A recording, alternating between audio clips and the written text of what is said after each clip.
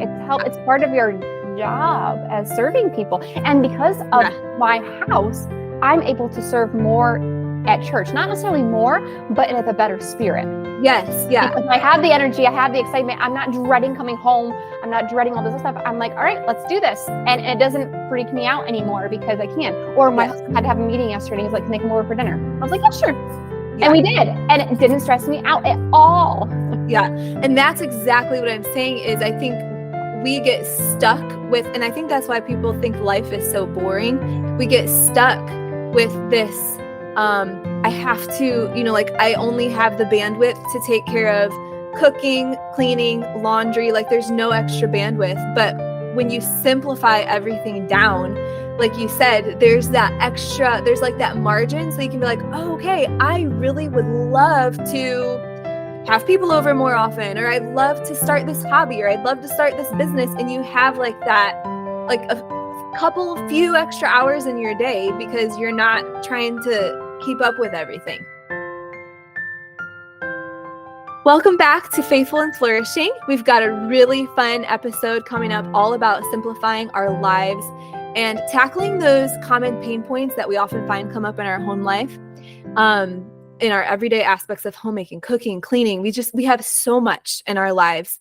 And today I've invited Elisabeth Beam from Balancing Beams on Instagram. And it's always such a fun thing to try to decide, okay, who am I going to invite to talk to us about this month's topic? And she was a very easy choice. If you follow her on Instagram, you know that she does all things simplifying. So a few days ago, I reached out to her and asked I asked you if you had questions for her. And so what we're going to do today is take all those questions and see what kind of answers she has to give us. I'm really excited about this conversation. So Elisabeth, welcome. So glad you're here. Thank you for having me. I'm really excited to be here and have this conversation. Yeah, it's going to be good. We've already been talking and I'm like, okay, let's just get going into this conversation because it's so good.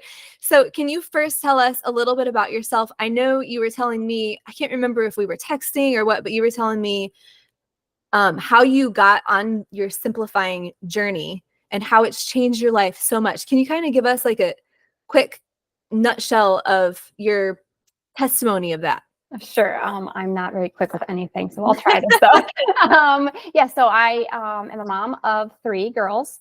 And I would say when they were 4 and 2 and almost 1, I realized that I'm going to back up even further. So my 3rd daughter, I was on bed rest for most of the pregnancy. And then afterwards, she was born about 6 weeks early. And it just kind of went downhill from there. I was like, after we had her, I was like, all right, she's healthy. We're home. Like, I'm going to be this awesome mom who just does all the things now. And instead, I just felt overwhelmed. I struggled with postpartum anxiety and depression. And I just didn't want to leave the house. And everything felt way too overwhelming to do anything. Our home felt overwhelming. I felt like I was never caught up. And it wasn't until my daughter was almost 1 and I was following some simplifying accounts online and I was like, oh, wow, this looks so nice. And she always looks put together. And also one day I was like, wait a second, you could do that. You literally just have to start. And so that day I started decluttering. Again, I had 3 under 4 at that time. Well, yeah. 3 to 5, whatever. Anyway, it doesn't matter. So I didn't have childcare, so they were with me all the time. So I did have to do it in like chunks, but I was committed and I just kept going. And really quickly, once I started decluttering, I realized what a difference it made to have less to take care of. And within 2 months, I had our home decluttered, and I started also putting in the habits to make sure that it stayed decluttered because, you can always declutter and it doesn't always stay. And I started simplifying a lot of the household tasks and things to make them way more streamlined, especially the ones that I hated doing, like laundry and things like that. And I realized that I never wanted to go back. Like our everything felt so much lighter and I had so much more energy. It honestly shocked me and still does. Like I wasn't like dreading and trying to hide from things. I wasn't trying to like wishing for nap time because I actually loved our home. And it was easier to keep it clean, easier to keep everything, going. And I was able to start doing DIY projects in our house. And eventually I realized, hey, this changed your life so much. There has to be other moms out there, or the people out there that feel the same way as you and don't even realize that they could do something. Sometimes it really just takes that one comment or something, and you're like, oh, wait a second. So that's when I started sharing on Instagram, and I absolutely love sharing because I have made so many friends and helped so many people just kind of come to the realization that once you take responsibility, you can make it changes, and you can take your home from something that feels overwhelming and like you're never caught up, even with little kids, and just really make it something that works for you and makes your life a lot easier and less stressful. Yeah. Well, it makes such a difference because the more things that you have, everything that you bring into your house, you have to manage.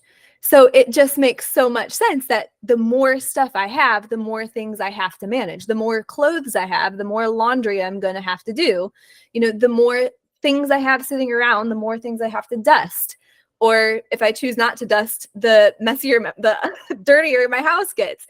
So it's just, it really does make so much sense. And I am not myself, I'm not a huge minimalist, but I learned that lesson so much because a few years ago we moved into a camper, and so we had we were in I think 1,850-ish square foot house, and we had a massive garage sale, and yard sale, and I sold so much. Well, most of that was because I didn't feel like dealing with it, moving it into storage. So it was so relieving getting rid of all of that stuff. And then when we moved into the camper, I was forced to literally ask myself, do I need this every day? And if I need it every day, then I'm bringing it into the camper. And we lived, our whole family, which I say our whole family, we don't have a big family, we have a small family, but we shared one closet, and it was tiny. So we shared the one tiny camper closet and one tiny set of drawers. And that was what we had for all of our clothes. Now, I literally wore the same thing all winter long. I'd change out my shirt or whatever. So it's not necessarily that I want to do that, but I also learned that I could do that if I had to, and it wasn't a long season or anything like that. So it wasn't like, oh shoot, for the next 5 years, I'm going to have to only wear this for one. But what I'm saying is I learned, wow, I can live with a lot less than I think I need to. And I think we are so blessed here in our country that we have too much stuff. And sometimes I think it's good to just say, look, I don't need all this stuff. Let's live with what we just need. And it's really, really a good life lesson because you think, wow, I am so spoiled, So yeah, then we moved in. We had a lot of our big stuff in storage, and so we got another house. And our house is smaller now. It's about 1,400, maybe 1,450. And we were taking things out of storage, and I'm like, I don't even want that. Because I knew I have lived with less. I've lived with so little. I don't even want to bring it into my house. So it's such a good simplifying, even when you're forced to simplify. Like moving is a wonderful time. That's like a forced simplifying. It just takes away so much stress. So anyways, if you're good with it, we'll just jump into some of these questions because there were some good ones. Okay. So let's see here. There were a couple people that were talking about a household of 7 here. There's 2 different questions. So one was, what are some organization tips for a large family of 7 in a 2-bedroom, 1-bath home? So I think actually what you were talking about with the camper and how you were forced to simplify and think every single item, do I use this every single day? And kind of like that thinking.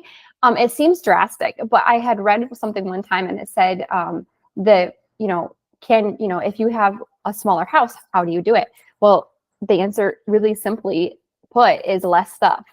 Mm-hmm. So you have to really rethink the things that you have. Like you may not have the ability to have all the things that someone with a bigger house would have the room for. So, I mean, and there's a lot of things that we have because they're convenient, but we don't necessarily need them. So it might not be the answer that they're looking for, but really focusing on, okay, do I need this many kitchen gadgets? Do I need this many spatulas? Even something as simple like that.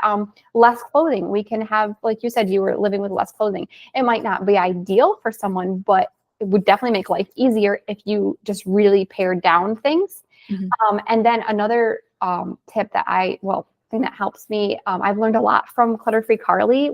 She has a smaller house with a bigger family. She shares about, when you need more, if you have a small space and you have a lot of people, use your wall space and go up. So she shows that they have these organizational things and they have everything. It can be really organized and it can look really nice. But it also is taking advantage of this wall space that not everyone would have to take advantage of. So there's simple ways to declutter under bed storage or organize things to, once you have decluttered to what you need, but also to organize in a way that makes the space really work. Less bulky furniture, less furniture that you don't really need. You need things to sit on, but do you really need multiple shelves and that kind of thing? That's just for decor. So just really simplifying and having less is really key to something that. Yeah. Okay. So another household of 7 question. What do you do with other family members' things? This is so funny. I'm going to let you answer. And then I have a really funny story about this. Okay, go ahead. This is a good one, but it's also one that everyone says, well, I can't do that because so-and-so. Honestly, okay. It also depends. It all depends on the ages of your kids, how your husband feels about all that kind of thing. And in reality, I'm not going to go and declutter my husband's things without him. That's not something that you should ever do. Okay. Really, you start out by leading by example, like focus on your stuff. So focus on your necessarily territory, but say that you're the one that cooks and cleans the kitchen. You can focus on decluttering that. He's most likely not going to mind. The kids aren't going to care if you have a certain amount of whatever. Focus on your clothing in the closet. You can make up room and do that. Once people realize how much easier your life is by having less, I think the family starts to notice, especially like the kids, when they realize that they have to have, I'll talk to my daughters and I'll be like, hey, everything all those toys that you have to pick those up. So if you have less toys, it makes it easier. And every once in a while, my daughter will come down and be like, we didn't really make a mess today. And I was like, that means you have less to pick up today, and including them. So again, it depends. I'm with older kids. I don't have older kids yet. So working with them in decluttering things, but once they see the changes and things, it can definitely help. So I would focus personally on my stuff and then having conversations. A lot of times, especially I've learned with husbands or kids, they don't declutter or don't give stuff because they don't know how or they don't know where to start. And you can say, hey, would you like me to help you with this? And a lot of times they'll be like, yeah, sure. And it'll be a lot easier. So those are just a couple. Yeah, that's so true. Because my daughter is 10, almost 11 now. And it's when you work with them when they're little, it really does make such a difference. And it eventually clicks. It has clicked with her that it was hard when she was little, because she wants all the things and all the stuffies and all this and all that.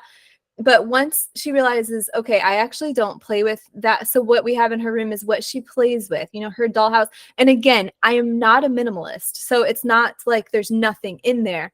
But she's got bookshelves and stuff like that in there. So we keep a lot of books in her closet. We have huge closets and small spaces. But we put bookshelves and stuff in her closet. So like you said, we're using up as much space as we can for that organization and the storage and all that. But another thing too is I was listening to a gal talking about they have 5 children, and she was talking about when you walk into the room and there's just stuff everywhere. As a mom, you look at that and say, wow, that is I remember having people over to our house before and walking into my daughter's bedroom and thinking, oh my goodness, I've got to clean this up. And it's so overwhelming. What do you think that is to a child? If it's overwhelming for me, to a child, that's if you tell your child to clean up that room and it's overwhelming to you, it's going to be no wonder they try to get out of it and sit down and read or whatever. Well, 1000%. And that also goes with playing too, because if they have all these options to play, they're just going to dump them out. And then they're going to be so overwhelmed of what to pick and choose that they're just not going to. They're going to be like, turn the TV on, and then the idea, like you said, the idea of having to pick all of that back up and not knowing where everything goes is just, that's definitely huge. I like have you heard of 2-minute tidies? Have you heard anybody talking about that? Yes, I have heard. Yeah, I love that concept, to where like if everything in your child's bedroom or in your living room or whatever was dumped out and scattered all over the floor, can you pick it up in 2 minutes? And that I'm not quite there. Well, I am there because we don't have a lot of toys. Like in our main, like our living room and stuff like that, we don't have toys. But like in my daughter's room, if everything was just out on the floor, could we clean it up in 2 minutes? And we're close. We're not quite there, but we're close. And if you only have 2 minutes worth of cleaning to do that's on the floor, it's not so overwhelming. Yes. And then it gives you more time to actually be like, oh, I could actually go clean this. Where if you're spending all your time picking up, you're not going to actually have the energy to even go and clean. Yeah. So it makes a big difference all across the board. Yeah. So I have a hilarious story. So my husband, I'm going to tell on both of us. So my husband, like, okay, the job that he works for, I'm sure a lot of husbands have this, where their company gives them money to buy their uniform basically for work. And so it's like, if you don't spend the money, like they give you a set money, and if you don't spend it, it just goes away. So my husband's like, okay, well, I need to get new work shirts, and they need to get new work shirts. And we have so many work shirts. So we were newly married, and we were in a tiny, tiny 1-bedroom apartment. And he had so many work shirts, and there was no place to put it. And I was like, you know what? I'm going to like go through his work shirts and find the ones that are, the next wearing or whatever. And I'm going to hide them in our closet and see if he notices. So I did this and then I would, after however long he didn't notice, I'd get rid of them. But I got caught. Be sure your sin will find you out. So no, he, a while down the line, I don't know, a couple of years, he's like, are you doing something with my work shirts? I said, yeah, they're hiding in the closet because there's no room in the drawers. So we have to get rid of.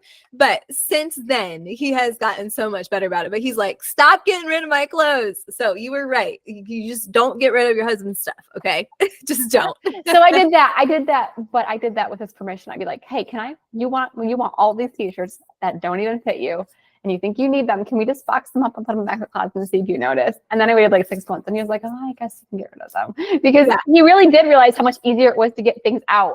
They only wear a certain amount of them anyway. Yes. But it's just the panic of what if? He's like, well, you got to save some for painting. I'm like, okay, but we don't need like 7 painting shirts when you paint like once every year. Yes.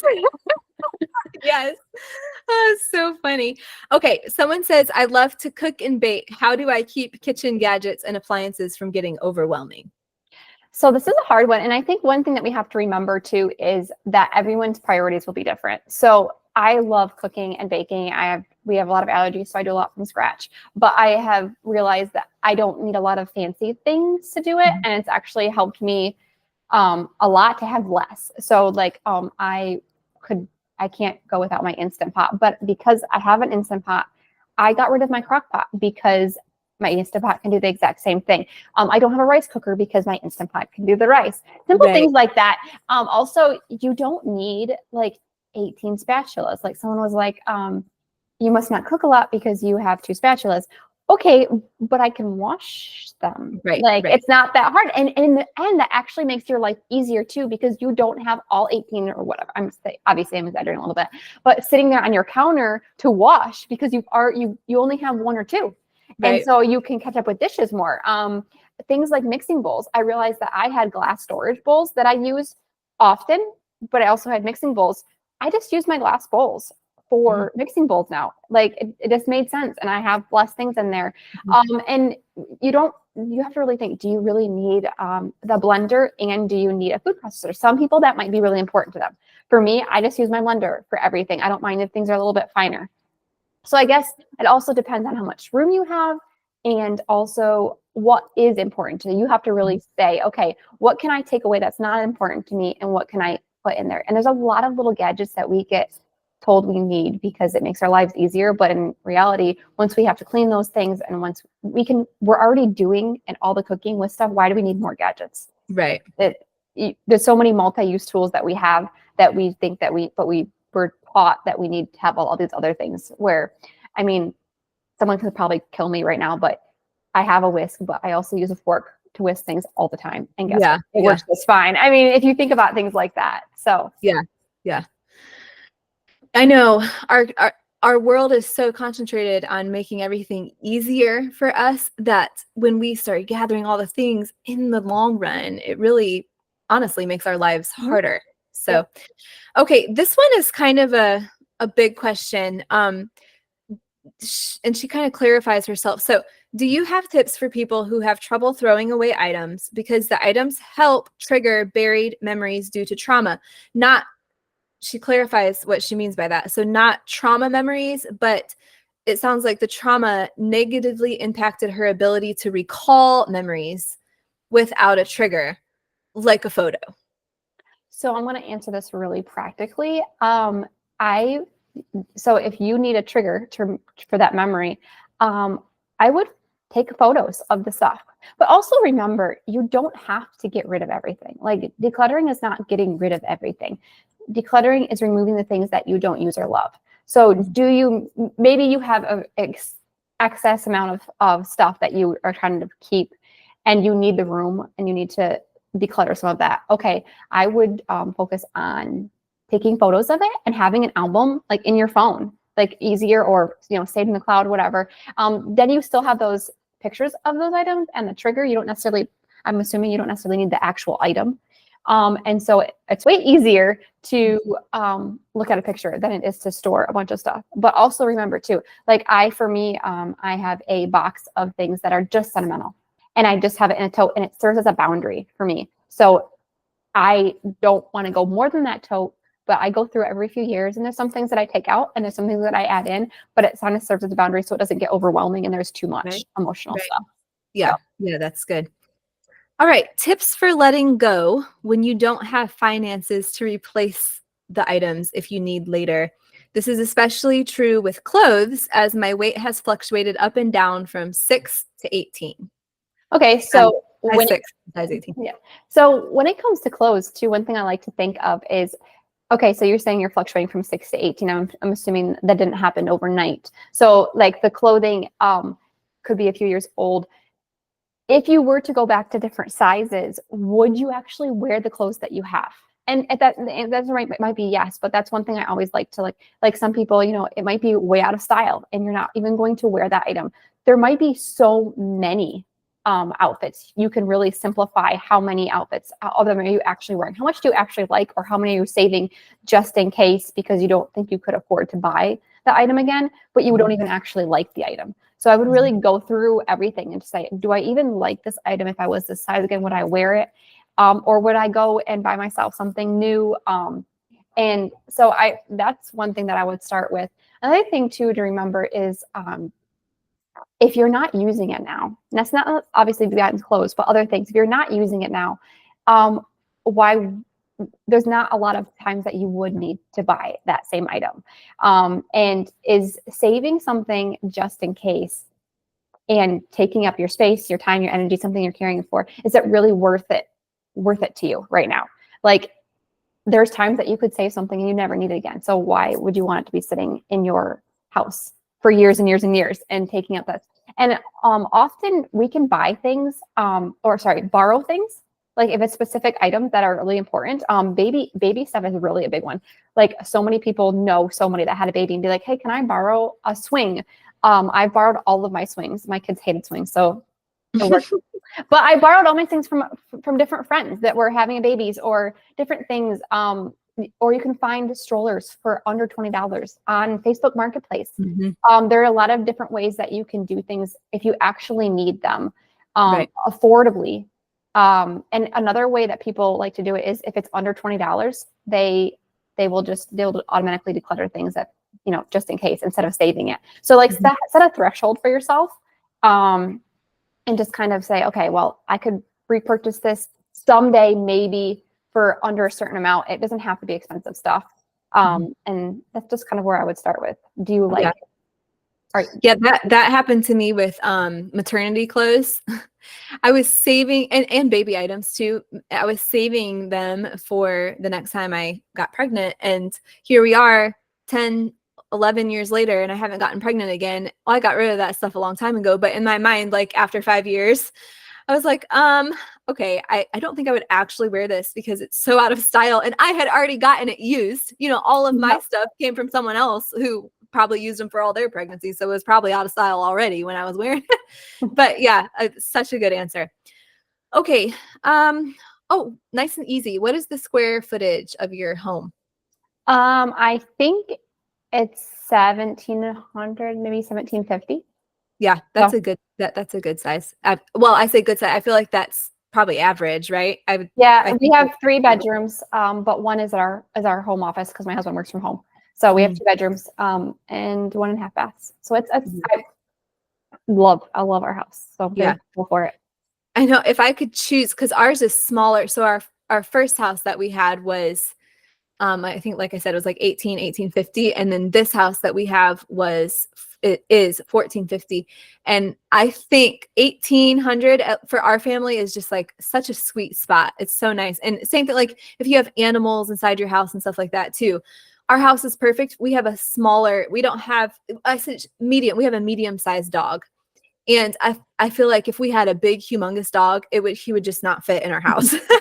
So but at the same time, we've also lived in a camper and small, tiny apartments. So I know, you can do all the things, but I feel like 1800 is just such a sweet spot. Yeah, we moved from a 1,000-foot apartment to this house, and it felt like we were like rolling around because it felt like so big. But even now, since simplifying, we have decided that if we ever move, we would actually probably want a little bit less square footage if we could have a basement for the kids to play in.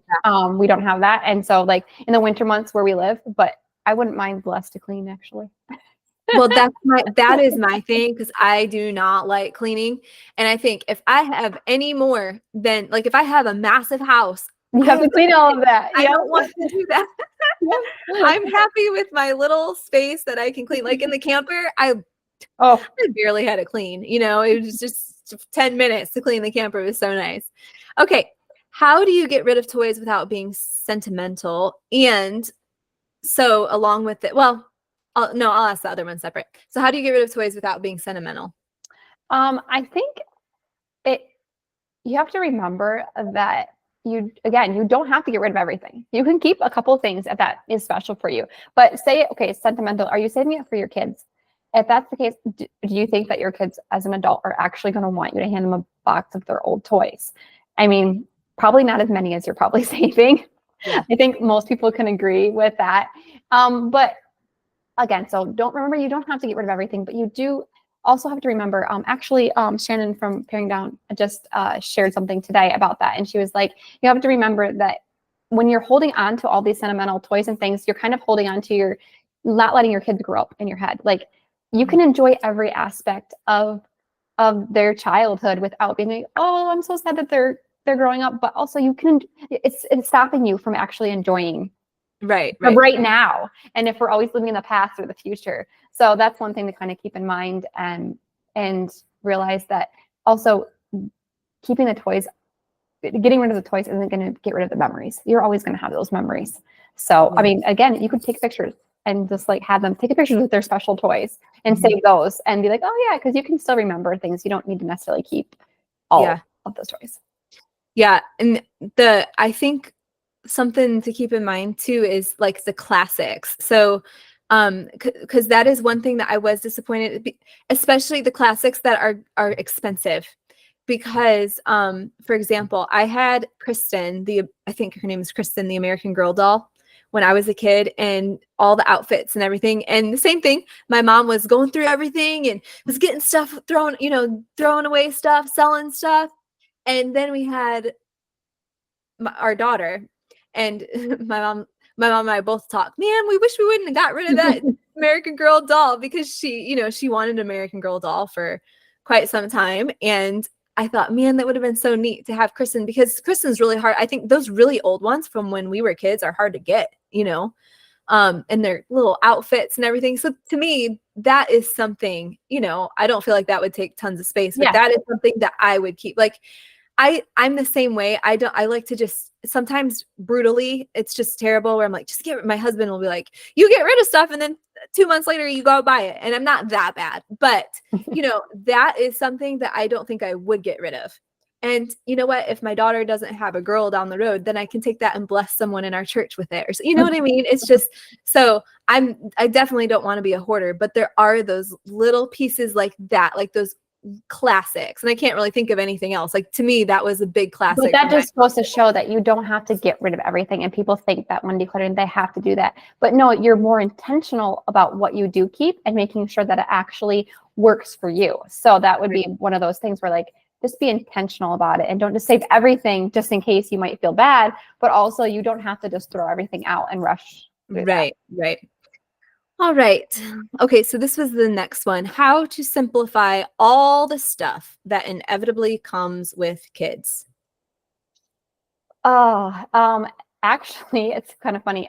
If you're actually a new mom and you're just starting out, I would say go to at Paring Down. She has a free download which she made up that I absolutely love. And it just kind of shows, because especially for new moms, you are told you have to get the registry and you have to get all these things and you want to have all the things. And then you have the baby and you have to take care of all this stuff beyond also being a new mom. And you don't even need half of it because the baby's not going to like half of it anyway. So, I mean, speaking as someone who was that person, I have to have everything perfectly ready for them. And then, my kids didn't like swings. They didn't like, my kid just wanted to be held. But anyway, that's another subject. But I think really just, especially with kids, okay, so you can collect so much because you think you need all the toys because we have to have, they're not going to learn anything without all these special toys. They're not going to, they need all the newest and the greatest. They need all these cute outfits. That's really not the case. And that's one thing that I had to learn the hard way is, my kids play so much better with less toys. Right. I feel better because there's not, when they make messes, I know you said the 2-minute tidy for me, ours is like way more, but for me, I'm like, if I can get the whole downstairs picked up in 15 minutes, I'm happy. And that's kind of where we're at with stuff right now is like, I can set a 15-minute timer and we can use 99% of the time we can beat that timer. And I love that. And so, but that comes with our kids' toys. We don't have a playroom, so they play downstairs. By having less toys, they use their imagination more. And so I started out with simplifying toys and then I moved on to clothing.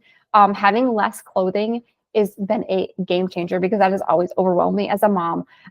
Just not necessarily capsule wardrobes. We get a lot of hand-me-downs, so I can't really necessarily do capsule wardrobes, but I have just been like, all right, you have this many dresses, this many tops, bottoms, and we have enough that we could go away for a week and not have to worry about it. But otherwise, we can just like, I do laundry every day now, and that takes less than 15 minutes to put away. So by simplifying that makes my life easier. And it also makes their life easier because they can just go and get themselves dressed and they're not overwhelmed and digging through piles and piles and not being able to find anything.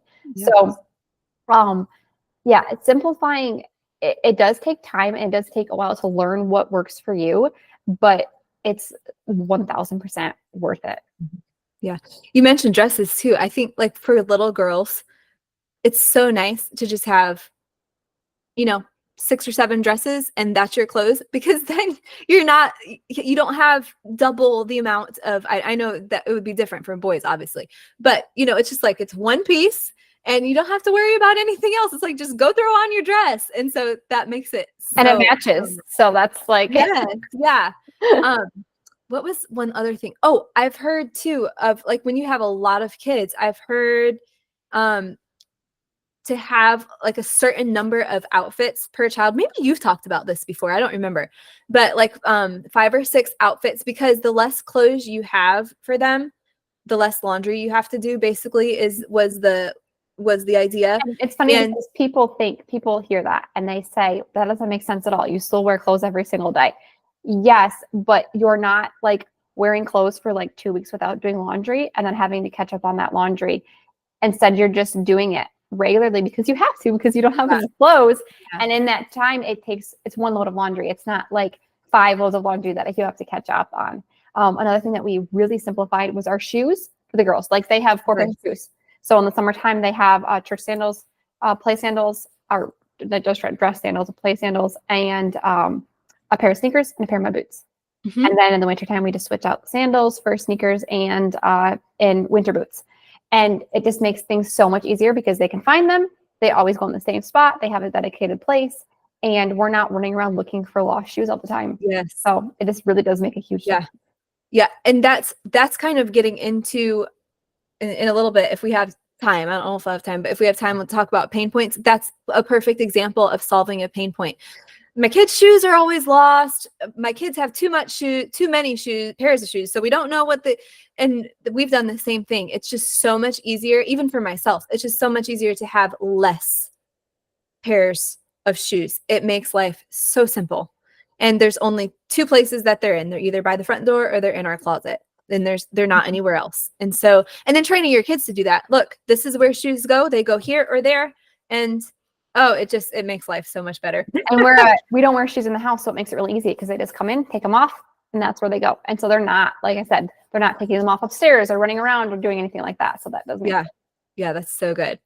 Okay, this is a good one because this is one we all struggle with. What do you do with those papers you need to hang on to but don't want to keep indefinitely? She didn't give a specific example. I was trying to think through like what, but I would think like things you would need for taxes or doctor's bills or things like that. Yeah. So for us, we have a spot that when we get the mail, throw out the junk mail right away. And then if we open things up and if it's we try to do a lot of things that are like electronic now. But for us, we just have like a little basket and I put it on my husband's desk and then we just go through it every so often to make sure that everything's taken care of. And then we have a temporary file situation. So we just temporarily file, okay, bills, insurance stuff, tax stuff like that. And then every year when we do our taxes, there's certain things that you have to keep forever. Those go in wherever, and then we just get rid of the yearly stuff. So it just kind of makes things really simple and it's really compact. Shannon at Paring Down, again, she shares how she actually just takes photos and puts it right into an album on her phone. If it's her husband's thing, she texts it right to him. And for her, she has an album. So she just has to scroll through the album on her phone and then she knows exactly what to handle. And then she just gets rid of the paper copy, which is brilliant. I haven't tried that yet, but that's really smart too, because you still have it always in right where you need it accessible and stuff. So that's another way to just get rid of it.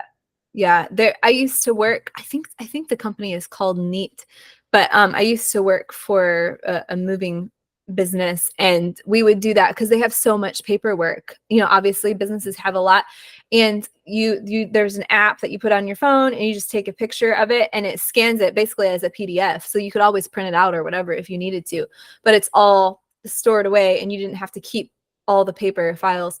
Yeah, that's the thing. So I always feel like bringing mail in and taking care of it right away is the biggest game changer. It really is, because then you don't have stacks and stacks that you're dealing with later. Like my husband usually brings in the mail at night after he takes the dog on a walk. He brings it straight in. I look at it, throw it away, and we're good to go. We do our mail, like credit card payments and all that. We do it all online. And I always do it the first of the month, even though, we have stuff due throughout the month, but I'll do all, which I say all, I think there's two, but I do the 2 credit cards at one time so that they're taken care of for the month, the bills and the trash. So it's to have systems for stuff like that. It's just so helpful. And again, the paper clutter is very annoying. This next question, because it's hilarious. Anytime you talk about simplifying, this question always comes up, and I know you're going to agree with me. How do you deal with people who love to send impractical gifts to your kids that you'll need to get rid of because it's either cheap quality, very impractical, or won't get used? Oh my goodness. Yes. Every single time, because so many people have well-meaning grandparents or aunts or uncles or people they just want to send stuff. And they just, yes. I think, so, I mean, this would be what my approach would be, but obviously everyone's different. Every relationship's different, but just explain that you are trying to simplify. You have a lot of things. Could there be a different way that they could show their love or send things, maybe like buy like a zoo pass or things like that, instead of just always adding up the junk. And obviously that's not going to work for everyone. Not everyone has that kind of relationship where they can say that. One thing that I have done is I have an Amazon wish list. So throughout the year, as I'm thinking of things that the girls could use but necessarily need right away, I'll add that to them. And then when birthdays come up or Christmas comes up, I can say, hey, here's this. You can check this out. And thankfully, I have relationships where my family's like, oh, that's awesome. They really appreciate that I have something picked out.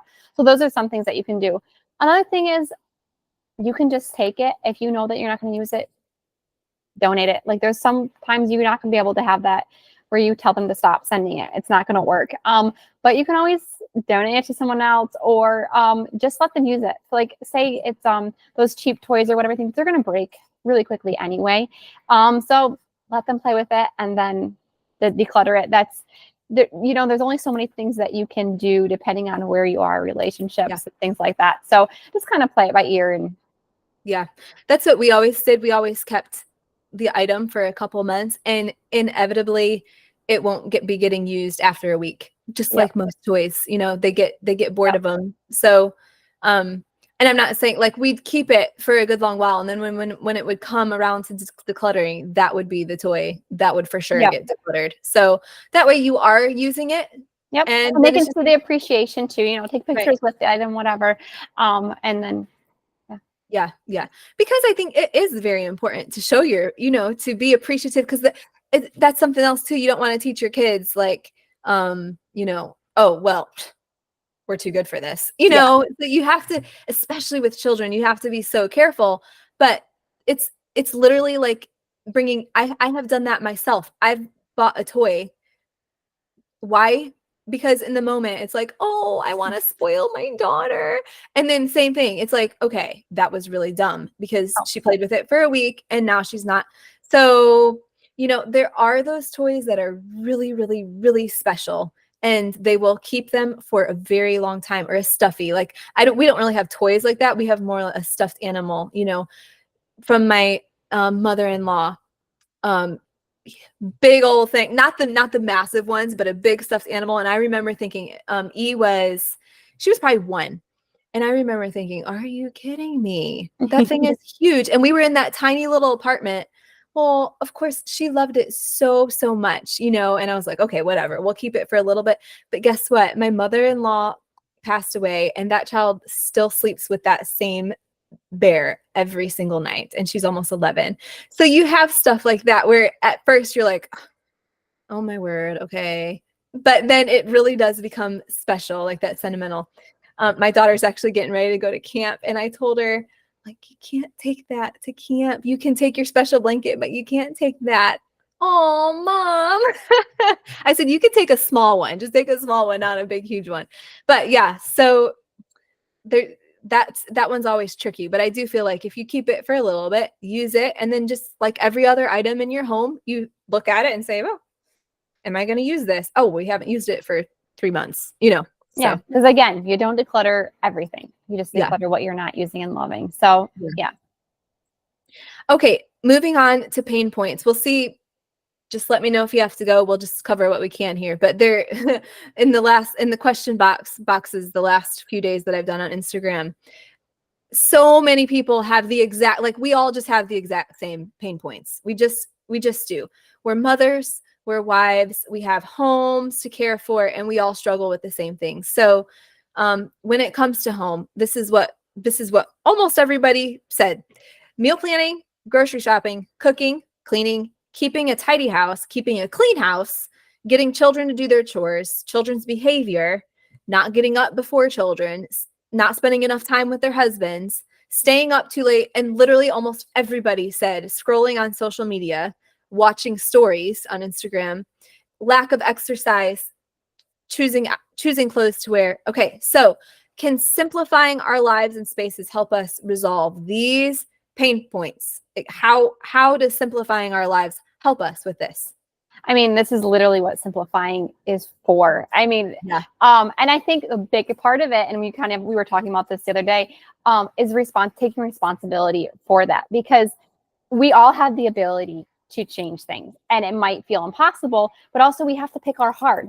Like, okay, yes, it may be hard to put down that phone and go do something, but in the long run, we're going to be so thankful that we did. Right.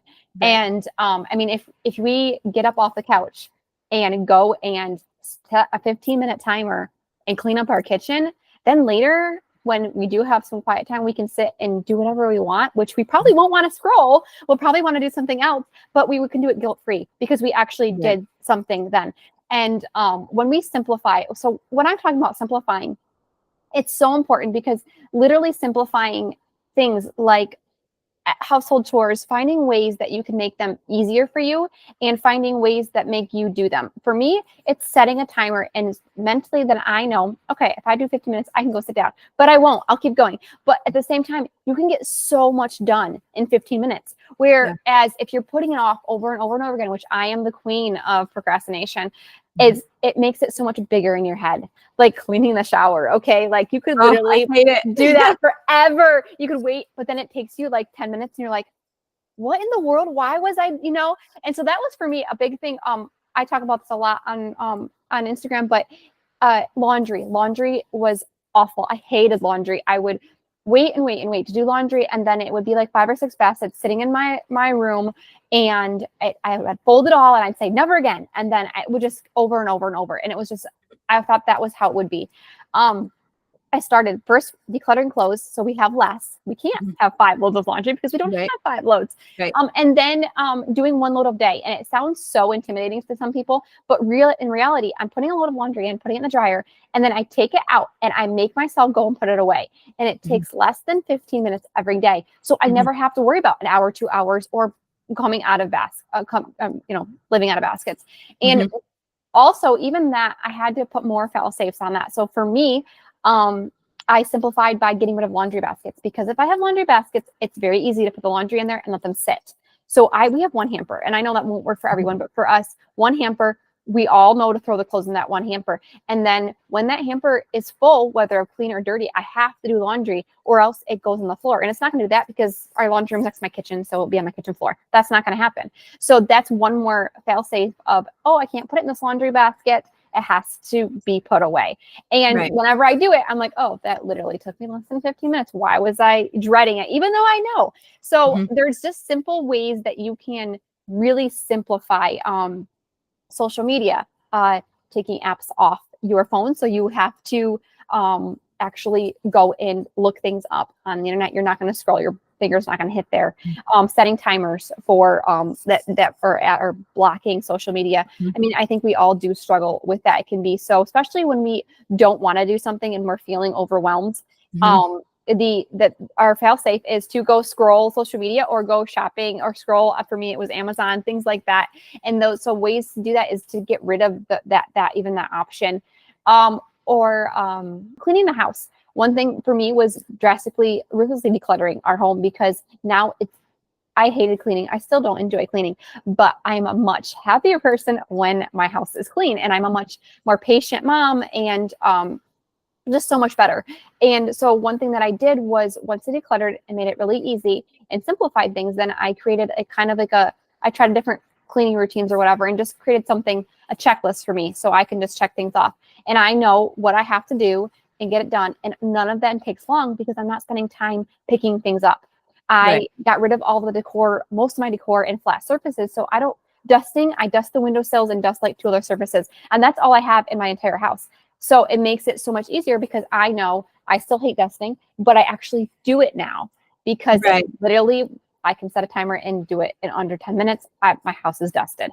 So it's just realizing how much time things actually take and just mentally doing that, but also setting times. I'm learning that when I actually set rhythms or routines, I've always been like, no, I hate routines. But when I know in my head what goes next, so I clean my house in order. So it might not necessarily be the exact same day, but I start top to bottom. So first things that I do is vacuum the upstairs. We do sheets, things like that. And I have it in my head. I know the order of how we're going to do it. So once I stop one day, then the next day I'll be like, I'll take 15 minutes and do the next task. And just those simple things. And sometimes I struggled often with, well, I can't, the kids are here. Well, the kids are always here. So realizing that I can just get up and go do something. And honestly, my kids are so much better behaved when I'm up and doing something than when I'm sitting on the couch. Because then they want to do it. Can we turn the TV on? No. Well, I'm sitting there on my phone. Well, hello. But when I'm up and doing something, yes, they may follow me. And yes, I totally have vacuumed with a kid on my hip multiple times. Sometimes when I'm doing laundry, the laundry flies everywhere. But when they're there, they often will just like, okay, she's doing her thing, I'm going to go do my thing. And they get distracted and they're just go play happily. And so I have learned just to get up and do it. And then the times when they actually are, you know, sleeping at nighttime, I can hang out with my husband, or I can work on stuff for Instagram or challenges, things that I would never have had the time to do because I would have felt obligated to pick up or clean or things like that. Or I wouldn't have even done it. I would have just been frozen because I knew I had to go clean. So I couldn't go do this. So instead I would do nothing. Like Right. there were times that I would just be so stressed out and anxious because I just didn't get up and do the thing. And so by removing the excess and then drastically simplifying simple things and taking away, like these are the pain points. So many of those are, we've given ourselves the opportunity to. So it's not that hard to delete an app off your phone. You know, I mean, it is mentally, but it's really not. And so just saying, okay, I'm going to do this and not trying to do everything at once. Like if you're trying to work on certain things, work on one thing at a time until it becomes a habit and it becomes something. Or if you're trying to do everything at once and just fix all the issues at one time, you're going to become overwhelmed and you're not going to want to do it because you're going to be like, oh, that's too hard. Where if you just focus one thing at a time, and you will never get change if you don't actually start. So that's one thing. Is just pick one thing and be like, all right, this is what I'm going to focus on this week and see how it goes. And also remember that you can learn things from people, but in the end, you have to figure out what works for you and your family. So learning from different people is amazing, but also if it's something's not working for you, maybe try to pivot to do other things. Right. Yeah. And I think a lot of people have said, you know, on Instagram or whatever, I'm so undisciplined. And you know what? I am too. I really am. And, you know, lazy even. Mm-hmm. And I think what you had said, and we've talked about this before, but when you make it easy, I think if you've read Atomic Habits before, that's like one of his big things, make it easy.